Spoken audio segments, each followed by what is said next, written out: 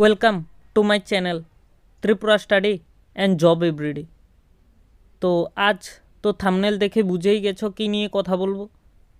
কাল মাননীয় অর্থমন্ত্রী বিলুনিয়াতে জনসভাতে বক্তব্য রাখতে গিয়ে বলেছিল যে 700 শিক্ষক, চিকিৎসক ও স্বাস্থ্যকর্মী নিয়োগ করবেন শীঘ্রই।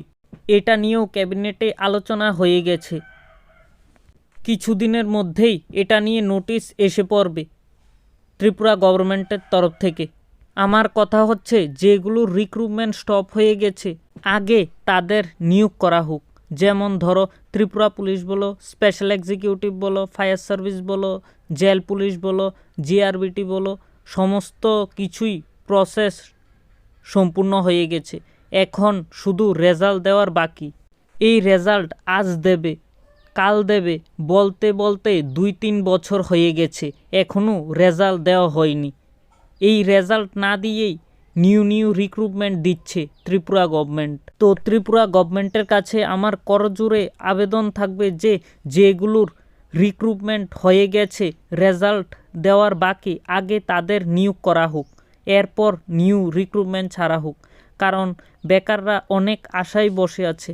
আমার মতে স্পেশাল এক্সিকিউটিভ ত্রিপুরা পুলিশ নিয়ে তো কথাই হচ্ছেই, কিন্তু ফায়ার সার্ভিস, জেল পুলিশ নিয়ে কোনো কথাই হচ্ছে না সরকারের মধ্যে। তো এটা আদৌ কি নিয়োগ করবেন না নিয়োগ করবে না, তো এটাও স্পষ্টভাবে বলা যাচ্ছে না। তো এটা সম্পূর্ণটাই ত্রিপুরা গভর্নমেন্টের উপর থাকবে, কবে নাগাদ তোমাদের রেজাল্ট দেবে। এটা নিয়ে আমি আর কিছু বলতে পারছি না। তো আপনারা কিছু আমাকে জানাতে চাইলে কমেন্ট করতে পারবেন নির্দ্বিধায়। তো চলে যাওয়া যাক নোটিশে। কি বলেছেন মাননীয় অর্থমন্ত্রী বিলুনিয়াতে জনসভায়?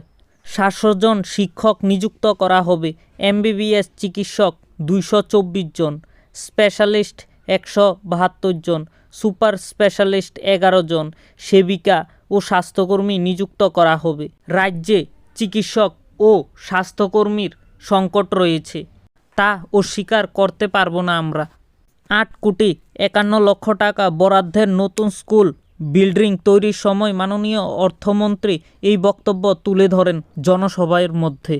তো আমার মতে Tripura police, jail police, fire service, GRBT result দিয়ে দিবে কিছুদিনের মধ্যে।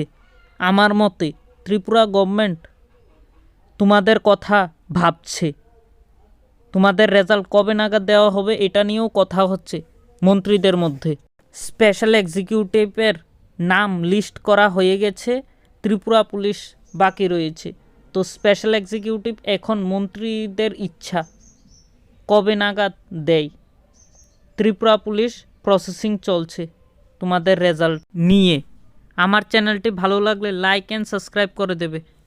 আর জব রিলেটেড, স্টাডি রিলেটেড ভিডিওর জন্য আমার চ্যানেলটিকে সাবস্ক্রাইব করে রাখবে, Tripura study and job everyday. তো এটাই ছিল আজ নোটিশের মধ্যে। নমস্কার সকলকে, সকলে ভালো থেকো, সুস্থ থেকো। নমস্কার।